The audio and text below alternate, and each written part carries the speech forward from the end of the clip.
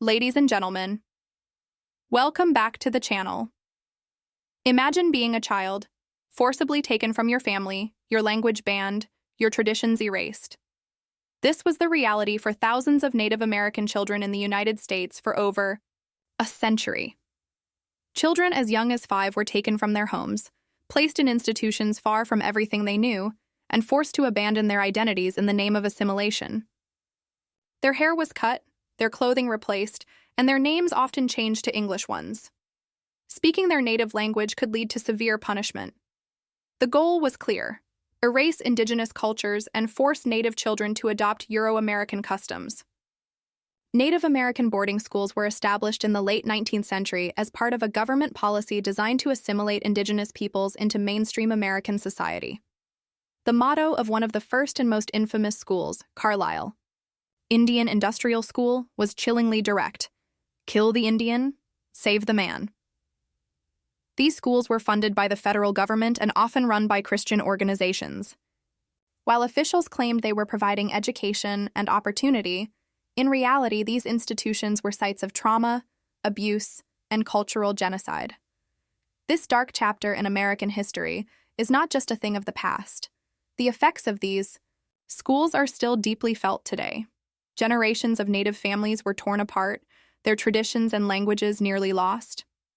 Many survivors of the boarding school era struggled with the long-term psychological and emotional consequences of their experiences. The pain they endured was passed down through generations, contributing to cycles of trauma that still affect Native communities. Understanding this history is crucial because its impact lingers. The fight for cultural preservation, language revitalization, and justice for those who suffered continues today. Recent efforts to uncover the full extent of what happened in these schools, through survivor testimonies, historical research, and even the search for unmarked graves, highlight the urgency of acknowledging this painful past. Only by facing the truth can we begin to heal and ensure that such injustices are never repeated. The assimilation policy. Erasing indigenous identity. By the late 19th century, the U.S. government had shifted its approach toward Native Americans from direct military conflict to forced assimilation. Officials believed that indigenous cultures were obstacles to progress, and that Native Americans could only survive if they abandoned their traditions and fully embraced Western values, language, and lifestyle. Instead of attempting coexistence, policymakers sought to erase indigenous identity and integrate Native people into white American society. A key element of this strategy was the targeting of Native children. The belief was that if children could be separated from their families, languages, and traditions at a young age, they could be reshaped into loyal, obedient American citizens. This led to the creation of boarding schools, which became the centerpiece of the government's assimilation policies. The boarding school system. Kill the Indian, save the man. The most infamous aspect of assimilation efforts was the boarding school system, first established in the 1870s. These schools were modeled after the infamous Carlisle Indian Industrial School in Pennsylvania, founded by Richard Henry Pratt in 1879. Pratt's philosophy was summed up in his chilling statement: kill the Indian and save the man. In other words, Pratt believed that Native children's indigenous identity needed to be eradicated so they could be civilized into white American culture. How Native children were taken. To fill these schools, children were often forcibly removed from their homes, sometimes taken by soldiers or government officials without their parents' consent. Other times, parents were coerced into sending their children away by the threat of withholding government rations or resources. Once at the boarding schools, children faced immediate and extreme cultural suppression. Forced to cut their hair. Long hair was deeply symbolic in many indigenous cultures, representing strength, identity, and spirituality. Having it cut was deeply traumatic. Banned from speaking their languages, children who spoke their native tongues were often beaten, locked in isolation, or punished with hard labor. Given new English names, their indigenous names were stripped away and replaced with Christian names, forced to wear military-style uniforms. Traditional clothing was taken away and replaced with Western attire. Daily life in the schools. Harsh discipline and forced labor life in these boarding schools was harsh and regimented, designed to instill obedience and eliminate Native cultural identity. Strict military discipline. Students followed a highly structured military-like routine with harsh punishments for disobedience. Christian indoctrination. Many schools were run by religious groups who forced Native children to convert to Christianity and abandon their traditional spiritual beliefs. Poor living conditions. Overcrowded dormitories, lack of medical care, and malnourishment were common. Forced manual labor. Instead of receiving a proper education, many Native children were forced to work as servants or laborers for white families and businesses. Physical, emotional, and sexual abuse were rampant in many schools. Survivors later recounted horrific experiences of neglect, beatings, and even deaths that were covered up. The long-term impact, cultural devastation, and generational trauma. The assimilation policy and boarding school system caused irreparable harm to Native communities for generations, loss of language and culture. Many Native languages were nearly wiped out as children were forbidden from speaking them. Today, many Indigenous communities are working to revive their ancestral languages. Severed family bonds. Children returned home years later as strangers, unable to communicate with their own families or participate in their cultural traditions. Psychological and emotional trauma. Many survivors of the boarding school system suffered lifelong psychological wounds from the abuse, neglect, and cultural erasure they endured. Intergenerational trauma.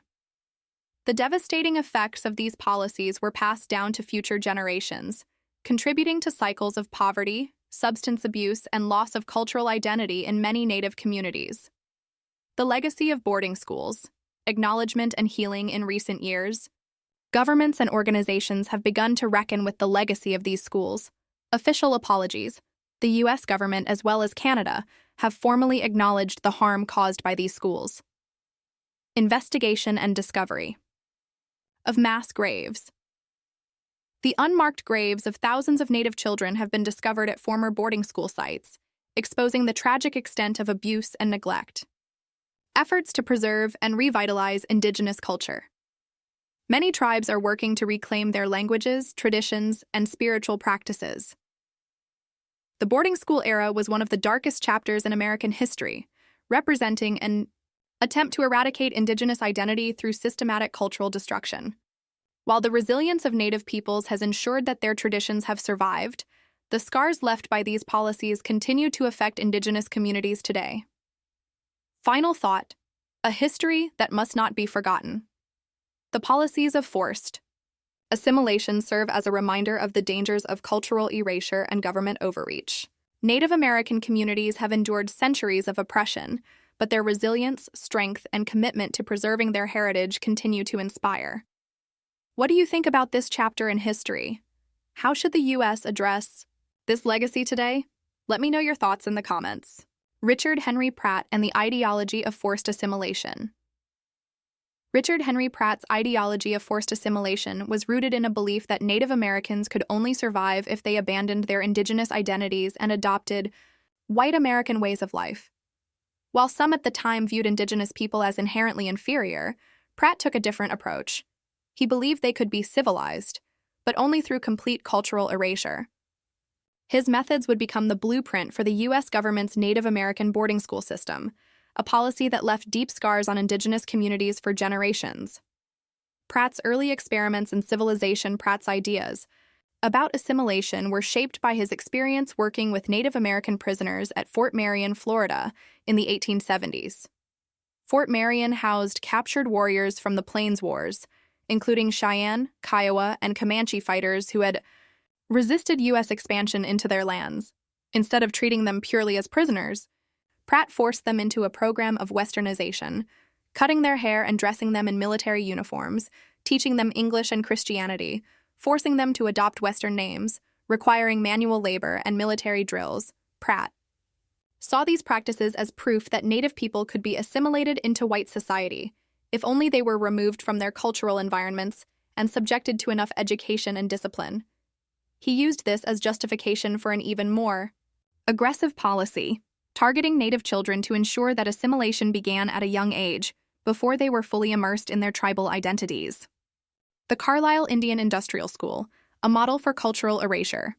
In 1879, Pratt opened the Carlisle Indian Industrial School in Pennsylvania, the first federally funded off-reservation boarding school for Native children. His vision was clear: kill the Indian, save the man. This infamous motto captured his belief that Native culture was an obstacle to progress and that Indigenous children needed to be remade into white Americans. How children were taken from their families.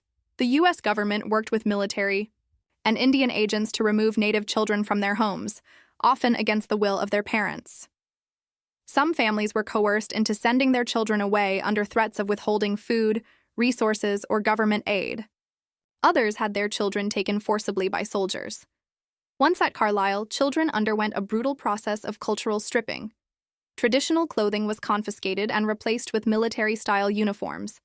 Their long hair was cut short, a traumatic experience, as long hair held deep spiritual significance in many Native cultures. Their Native names were replaced with English names. Speaking their Indigenous language was banned, and students were harshly punished for using it. They were forced to convert to Christianity and abandon their spiritual traditions. The goal was not just to educate Native children, but to eradicate their connection to their cultures, families, and communities. A regimented life, discipline, hard labor, and abuse life at Carlisle, and the dozens of other boarding schools modeled after it, was strict, disciplined, and often brutal. Military-style routine. Students followed a rigid schedule with drills, prayers, and strict rules. Harsh punishments, beatings, isolation, and physical labor were used to enforce obedience. Emphasis on industrial training. Instead of academic education, many Native children were trained for menial labor as servants, farmhands, or factory workers, ensuring they remained at the bottom of society. Poor living conditions. Many suffered from malnutrition, disease, and overcrowding. Hundreds of children died, their deaths often covered up or ignored. Survivors of these schools later recounted stories of emotional, physical, and sexual abuse. Many never saw their families again. The long-term impact. Generational trauma and cultural loss. The boarding school system, pioneered by Pratt, devastated Native communities for generations. Loss of language and identity. Many Indigenous languages nearly went extinct as children were forced to abandon them. Severed family and community ties. Children returned home years later as strangers, unable to communicate or participate in tribal traditions. Psychological and emotional trauma. Many survivors suffered from lifelong PTSD, depression, and substance abuse due to the horrors they endured. Intergenerational trauma. The trauma from these schools was passed down, affecting Native families and communities for decades. The boarding school era was not just about education, it was a form of cultural genocide designed to erase Indigenous peoples as distinct cultural groups. A reckoning. Acknowledging the dark past in recent years, the legacy of boarding schools has finally begun to be acknowledged. Official apologies. Governments in the U.S. and Canada have issued apologies for the harm caused. Mass grave discoveries. Hundreds of unmarked graves of Native children have been found at former boarding school sites. Cultural revitalization efforts. Many tribes are working to reclaim languages, traditions, and spiritual practices that were nearly lost. The legacy of Richard Henry Pratt and the boarding school system is one of cultural destruction and immense suffering, but also of resilience. Native communities continue to fight for justice, truth, and the restoration of their heritage. Final thought: a history that must not be forgotten. Pratt's ideology, his belief that Indigenous identity needed to be erased in order for Native Americans to survive, left deep scars that are still felt today. What do you think about this dark chapter in history? How should the U.S. address this legacy today? Let's discuss. At Carlisle, students were given English names, forbidden from speaking their native languages, and required to adopt European-style clothing and haircuts. They were subjected to military-style discipline, with strict schedules, marching drills, and harsh punishments for any disobedience. The curriculum emphasized vocational training over academics, preparing students for low-wage labor rather than higher education. Boys were trained as blacksmiths, carpenters, and farmers, while girls were taught domestic skills like sewing, cooking, and cleaning, roles that reinforced their expected place in white society. Carlisle became the model for a nationwide network of boarding schools. The Bureau of Indian Affairs, BIA, the federal agency responsible for managing Native American affairs, expanded the system throughout the country. By the early 20th century, hundreds of boarding schools, both off-reservation and on-reservation, were operating under government control. Some were run directly by the federal government, while others were managed by religious organizations, particularly Catholic and Protestant groups, that saw these schools as a form of missionary work. The government justified these schools as a means of helping Native children by giving them an education and preparing them for a new way of life. But in reality, they were tools of cultural genocide. Generations of Native children were forcibly taken from their homes, sometimes kidnapped, by government agents or church officials. Many parents resisted, but they had little power against federal policies that criminalized their refusal to send their children away. The boarding school system was not just about education, it was about control. By severing Indigenous children from their communities, the U.S. government sought to weaken tribal identities and undermine Native sovereignty. The ultimate goal was to dismantle Indigenous nations from within, making it easier to seize their lands and assimilate their people into American society. While some students managed to retain aspects of their culture in secret, many others were permanently scarred by their experiences. The trauma inflicted at these schools would have lasting effects on Native communities, creating generational cycles of pain, loss, and identity struggles that continue to this day. For Native American children, the experience of being sent to boarding schools was often one of fear, confusion, and loss. Many were taken from their families against their will, some as young as 5 years old. Government agents, missionaries, and even local law enforcement would arrive at reservations and tribal communities, demanding that parents surrender their children. In some cases, parents were threatened with imprisonment or the withholding of food rations if they refused. Other times, children were lured away with false promises of a good education and a better life. But once they arrived at the schools, they found anything but kindness. The systematic erasure of Native identity in boarding schools. When Native children arrived at government-run and church-operated boarding schools, they were immediately subjected to a process of dehumanization and forced assimilation. This process was carefully designed to strip away every aspect of their Indigenous identity, making them unrecognizable to their families and communities. The policies were not accidental. They were part of a deliberate attempt to erase Native culture and force Indigenous peoples to adopt white American customs, language, and beliefs. Stripping away cultural identity, a systematic process. Forced clothing changes, military uniforms, and loss of tradition. Traditional clothing confiscated. Children were made to change out of their tribal garments and wear stiff, uncomfortable military-style uniforms. Symbolic loss of identity. Clothing is an important expression of culture, and for many tribes, specific colors, patterns, and materials held deep meaning.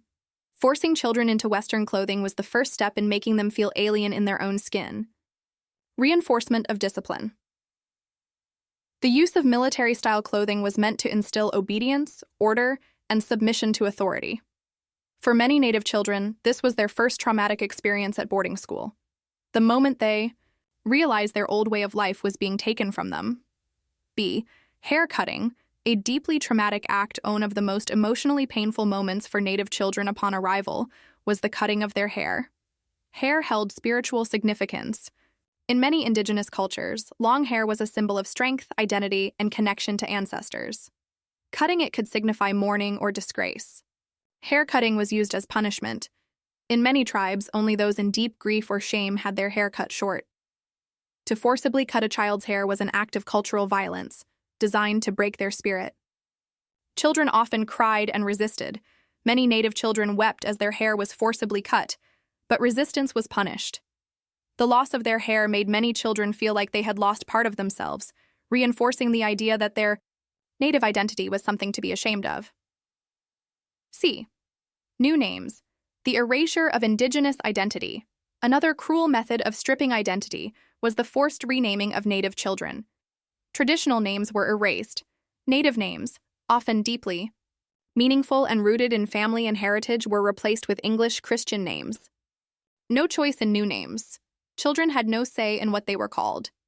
Their new names were often picked randomly from a list or based on biblical figures. Names were a key part of assimilation. By renaming children, boarding schools made it harder for them to connect with their families and cultural roots. For many indigenous cultures, names were more than labels. They were tied to identity, spirit, and lineage. Taking away a child's name was like taking away their past and replacing it with a foreign future. Language suppression, the war against native tongues. Once stripped of their outward identity, native children were then forbidden from speaking their own languages. Speaking native languages was punishable. If a child was caught speaking their language, they could be beaten, locked in isolation, or subjected to humiliating punishments. Forced English immersion. Teachers and staff forced students to speak only English, even if they barely understood it. Psychological damage. Many children became afraid to speak at all, leading to anxiety, fear, and a sense of isolation. Punishments for speaking their language were severe. Beatings. Children were whipped or struck with rulers. Isolation. Some were locked in dark rooms for hours. Mouthwashing. A common form of abuse was having their mouths washed out with soap, a humiliating and painful punishment. The long-term impact of this language suppression was devastating. Many indigenous languages nearly went extinct because generations of native children were too traumatized to speak or pass them on. Banning of spiritual traditions, songs, and dances. Traditional spiritual practices were forbidden. Many native cultures were deeply spiritual, but their ceremonies, songs, and dances were banned. Forced Christian conversion. Children were made to attend Christian church services and were punished if they resisted. Loss of connection to ancestors. Many children were made to reject their tribal beliefs, causing deep spiritual pain. For native children, spirituality was a way of life, not just a belief system. The forced abandonment of their traditions created a spiritual and cultural void that lasted for generations. Fear and psychological conditioning. Breaking the will of native children.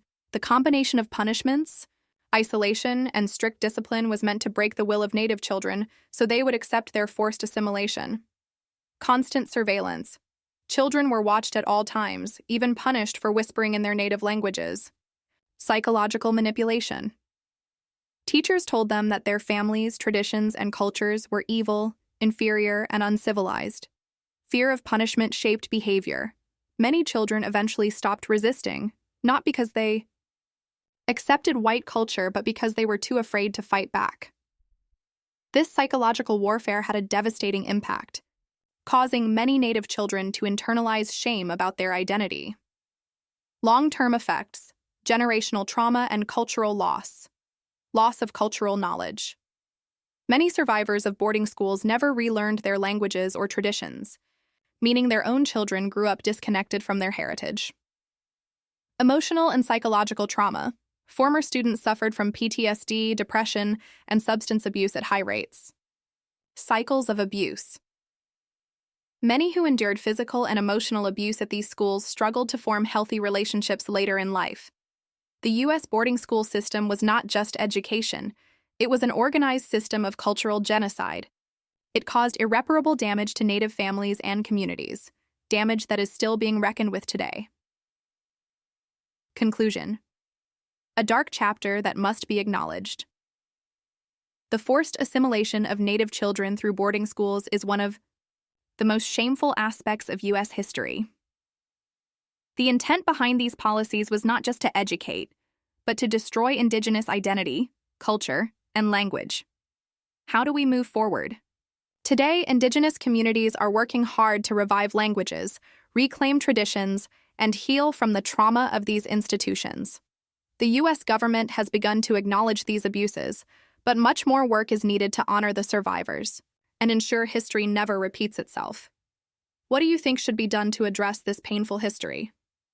Let's discuss. Life in these schools was rigid and often brutal. The daily routine was modeled after military institutions, with strict schedules, regimented activities, and severe punishments for even minor infractions. Students were forced to march in formation, follow strict discipline, and obey without question. Physical abuse was common. Beatings with belts, rods, or whips were used to enforce rules, and some children were locked in solitary confinement as punishment. Verbal abuse and public humiliation further crushed their spirits, making many feel powerless and ashamed of their origins. In addition to the harsh discipline, children were often forced to perform hard labor. Schools relied on student labor to function, and rather than receiving a proper education, many children spent their days working in fields, kitchens, laundries, or workshops. Boys were trained for industrial and agricultural work, while girls were expected to clean, sew, cook, and care for younger children. The promise of education was largely a facade. Native children were being conditioned for a lifetime of servitude in low-paying jobs, ensuring they would remain in the lower rungs of American society. Neglect and disease were rampant in these schools. Overcrowding and unsanitary conditions led to frequent outbreaks of tuberculosis, pneumonia, and influenza. Malnutrition was common, as students were often underfed or given spoiled food. Medical care was inadequate, and many children died from preventable illnesses. Some schools had cemeteries on their grounds, with rows of unmarked graves where children who never made it home were buried. Families were often not informed when their children died, or if they were given little explanation. Some children simply disappeared, leaving their families with no closure. Beyond the physical hardships, the emotional and psychological toll on these children was immense. Stripped of their culture, forced to endure abuse, and isolated from their families, many struggled with deep feelings of shame, loneliness, and self-hatred. They were made to believe that their traditions were inferior, that their languages were worthless, and that their way of life had no future.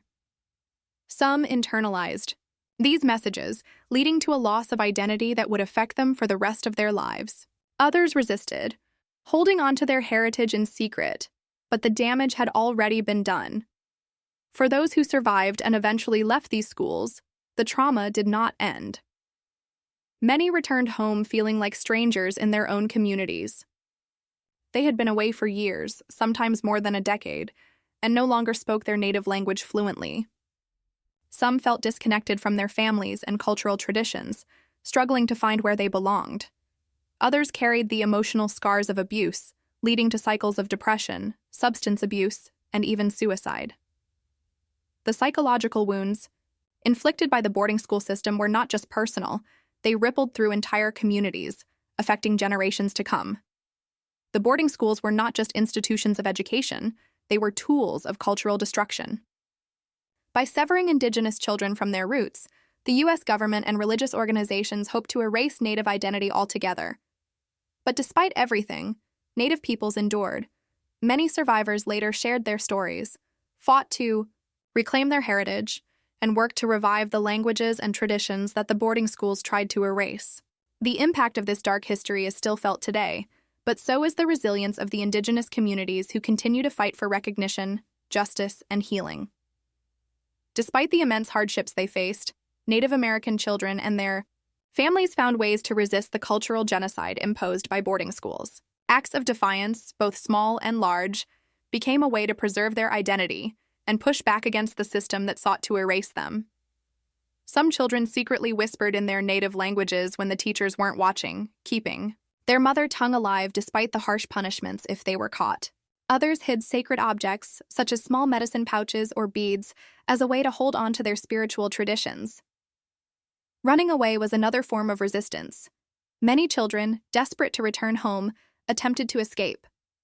Some traveled for miles on foot, surviving in the wilderness and relying on the help of sympathetic tribal members or local families who sheltered them. Others were caught and brought back, often facing brutal beatings or solitary confinement as punishment. Yet the attempts continued, showing that no amount of forced assimilation could completely break their spirit. Outside the schools, parents and tribal leaders fought to protect their children and their culture. Some refused to send their children at all, hiding them or moving them to more remote areas to avoid government agents. Others tried to negotiate with school officials, demanding better conditions or requesting their children be allowed to come home. Resistance also took the form of maintaining cultural traditions despite government suppression. Elders continued to pass down stories, songs, and spiritual teachings in secret, ensuring that their ways of life would not be lost. As time went on, Native communities began organizing more forcefully against the boarding school system. In the early 20th century, some indigenous leaders used legal and political channels to challenge the forced assimilation policies. The Society of American Indians, SAI, founded in 1911, was one of the first Native-led organizations to advocate for education reform and tribal sovereignty. They exposed the abuses happening in boarding schools and called for policies that respected Native cultures. The rise of Native American activism, the fight for justice and self-determination. By the mid-20th century, Native American activism had gained momentum, fueled by generations of injustice, broken treaties, and forced assimilation. Native communities, long subjected to displacement, systemic oppression, and cultural erasure, began organizing on a national scale to demand their rights. One of the most powerful expressions of this activism was the Red Power movement, which emerged in the 1960s and 1970s as Native leaders and organizations pushed for sovereignty, self-determination, and justice for past wrongs, including the legacy of the boarding school system. This movement, led by organizations like the National Indian Youth Council, NIYC, and the American Indian Movement, AIM, was instrumental in securing policy changes that empowered tribes to reclaim control over their own education and governance. The passage of the Indian Self-Determination and Education Assistance Act of 1975 marked a turning point, allowing tribes to run their own schools and develop culturally relevant curriculums that reflected indigenous knowledge and traditions. The Red Power movement, resisting assimilation and fighting for rights. The Red Power movement was inspired by the broader civil rights struggles of the 1960s, particularly those of African Americans, Chicanos, and other marginalized groups demanding equality. Native activists recognized that the U.S. government had failed to honor treaties and had actively worked to erase indigenous identity through policies like the boarding school system and land dispossession. A. National Indian Youth Council, NIYC. A new generation of Native leaders founded in 1961, the National Indian Youth Council, NIYC, emerged as one of the first Native-led organizations dedicated to political activism and self-determination. Goals of the NIYC advocated for tribal sovereignty and Native rights, challenged the U.S. government's history of broken treaties, supported efforts to restore Native languages and cultural practices. The NIYC played a key role in Native protests and legal battles, helping lay the foundation for later reforms. B. The American Indian Movement, AM. Direct action and confrontation. The American Indian Movement, AIM, was founded in 1968 by Native activists who sought to take a more militant and confrontational approach to fighting government policies. AIM's leaders saw how peaceful protests were often ignored, so they used bold, direct action to bring attention to Native struggles. Major AIM actions: Occupation of Alcatraz, 1969-1971. Native activists occupied the abandoned Alcatraz Island in San Francisco Bay, citing an old treaty that promised Native people unused federal land. This symbolic protest captured national attention and demonstrated Native resistance. Trail of Broken Treaties, 1972. AIM members organized a cross-country protest that ended in the occupation of the Bureau of Indian Affairs, BIA, headquarters in Washington, D.C., where activists demanded policy reforms. Wounded Knee. Occupation, 1973. AIM took over the town of Wounded Knee, South Dakota, demanding the federal government honor treaties and address corruption in tribal governance. The standoff lasted 71 days and resulted in a violent federal response, but it galvanized Native activism. AIM's direct action put Native issues in the national spotlight, leading to reforms in tribal governance and education. Reclaiming. Native education, the fight to dismantle. The boarding school system, one of the Red Power movement's major victories, was challenging the federal boarding school system. By the mid-20th century, Native activists recognized that education was a key battleground in their fight for self-determination. For decades, Native children were forced into boarding schools, where they were stripped of their culture and often subjected to abuse, neglect, and forced labor. These schools were designed to assimilate Native children into white society, but Native activists fought back.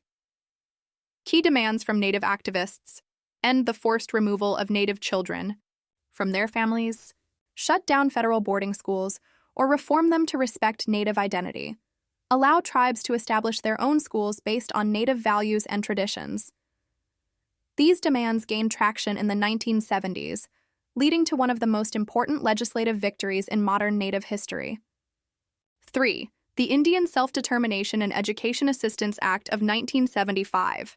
A landmark victory, one of the biggest achievements of the Red Power movement was the passage of the Indian Self-Determination and Education Assistance Act, ISDEAA, of 1975.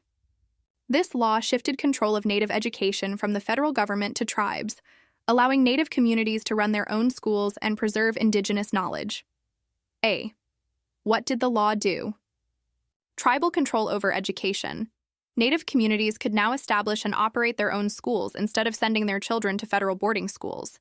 Culturally relevant curriculums. Tribes were empowered to create education. Programs that reflected Native history, languages, and traditions.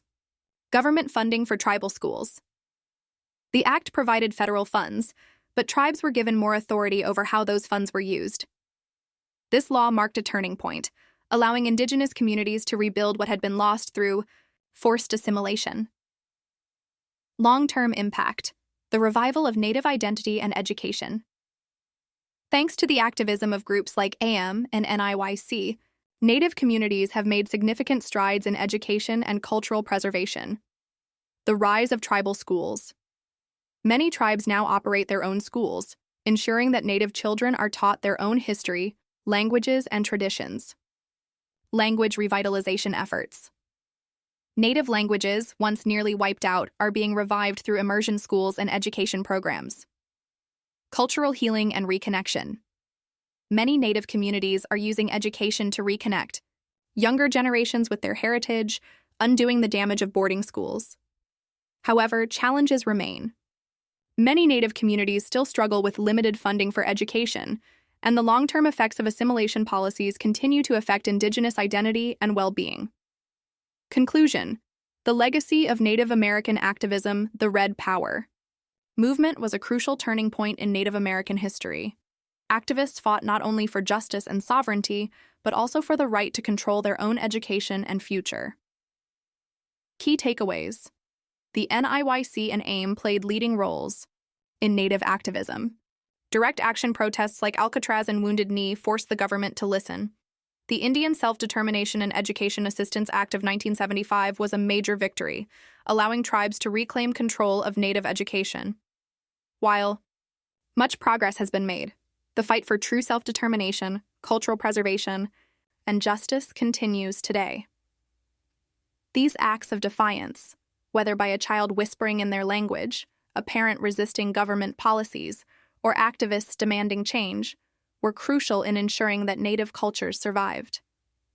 Today, many indigenous communities are working to reclaim what was nearly lost, reviving languages, traditions, and educational programs that reflect their heritage.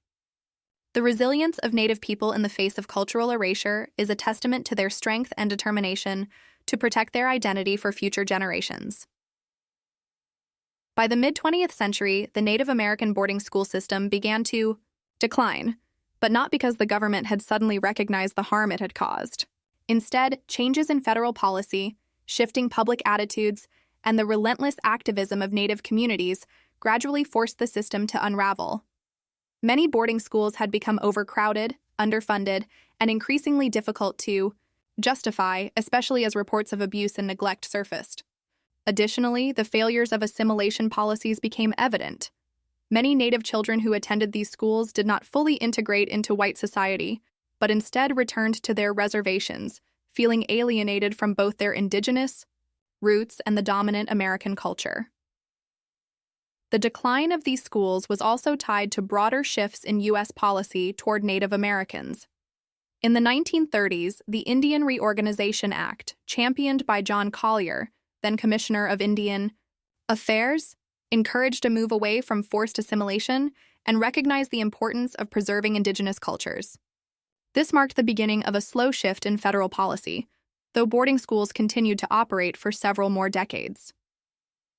By the 1950s and 60s, Many off-reservation boarding schools started shutting down, and the government began promoting other education models, such as on-reservation day schools. However, this did not mean that Native children were safe from government intervention.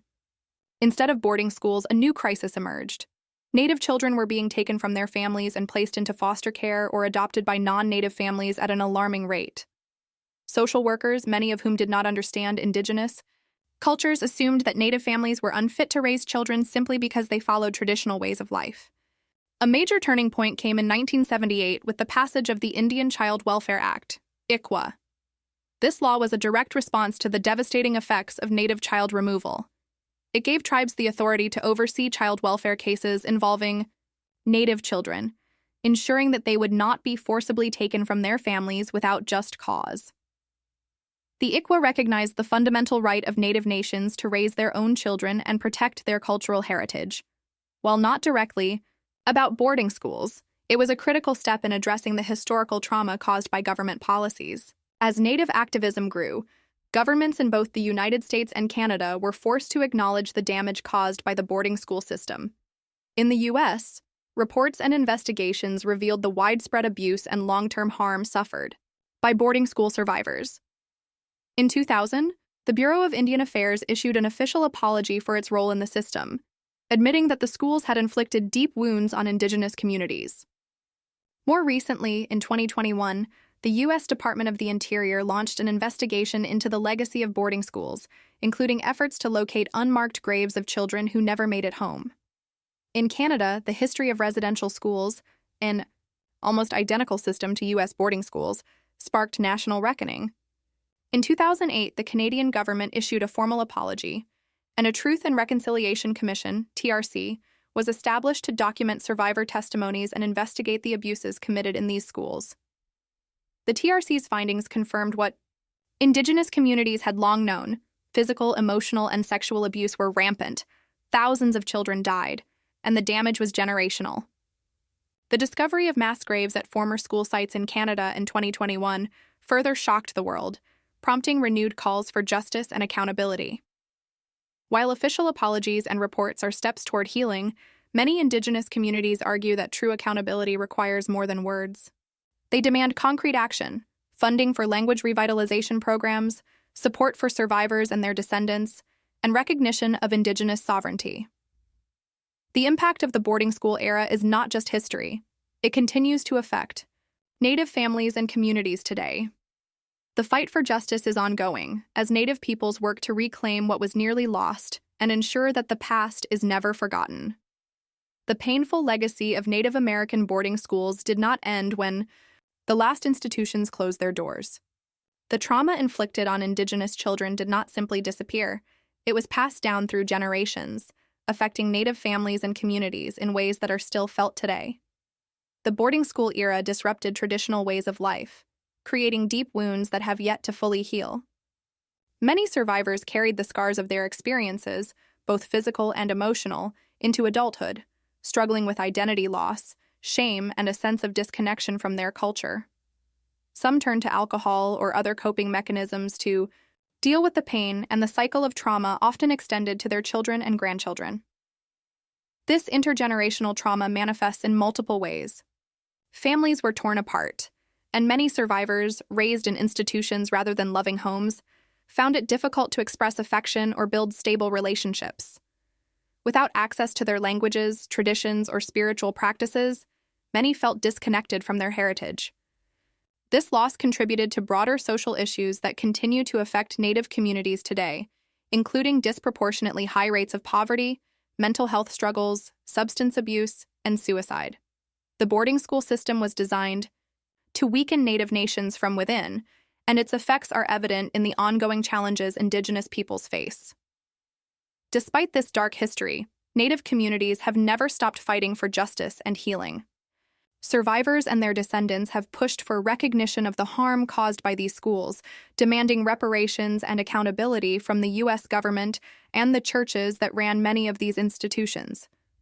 Some have called for financial compensation for survivors, while others argue that true justice means restoring Indigenous sovereignty, funding cultural revitalization programs, and addressing the systemic inequalities that stem from centuries of oppression. Efforts to honor the memory of the children who never returned home have also gained momentum. Many former boarding school sites have been investigated, with unmarked graves being uncovered, bringing painful but necessary closure to families who were never given answers.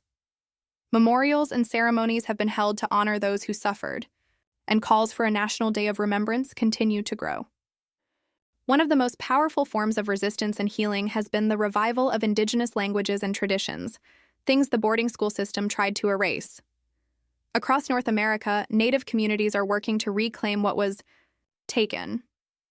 Language immersion programs, cultural education initiatives, and tribal-run schools are helping new generations reconnect with their heritage. Elders are passing down knowledge that was once suppressed, ensuring that the traditions, songs, and ceremonies of their ancestors live on. Though the wounds of the past are still open, Indigenous resilience remains strong. The boarding school era was meant to destroy Native identity, but instead it ignited a fierce determination to preserve and rebuild what was lost. The fight for justice continues, and so does the revival of Indigenous cultures, proving that despite everything, Native peoples endure. The story of Native American boarding schools is not just a chapter in history, it is a living wound that continues to shape the lives of Indigenous peoples today. The forced assimilation, cultural erasure, and deep trauma inflicted by these institutions were not accidents of history. They were deliberate policies designed to break Native identities. And while the schools may be closed, their effects are still felt in the struggles of Native communities, in the loss of languages, in the fight for justice and recognition. But history is not just about what happened, it's about what we choose to do with that knowledge. Understanding the truth about boarding schools is the first step in ensuring that these injustices are never forgotten or repeated. Raising awareness, amplifying Indigenous voices, and supporting Native-led initiatives, whether in education, language revitalization, or mental health programs, are all ways to be part of the solution. Acknowledging this history is not about guilt, it's about responsibility. The past cannot be changed, but the future is still being written. By listening, learning, and remembering, we can help ensure that Native cultures not only survive, but thrive. Because history isn't just about the past, it shapes the present, and it's time we face it together.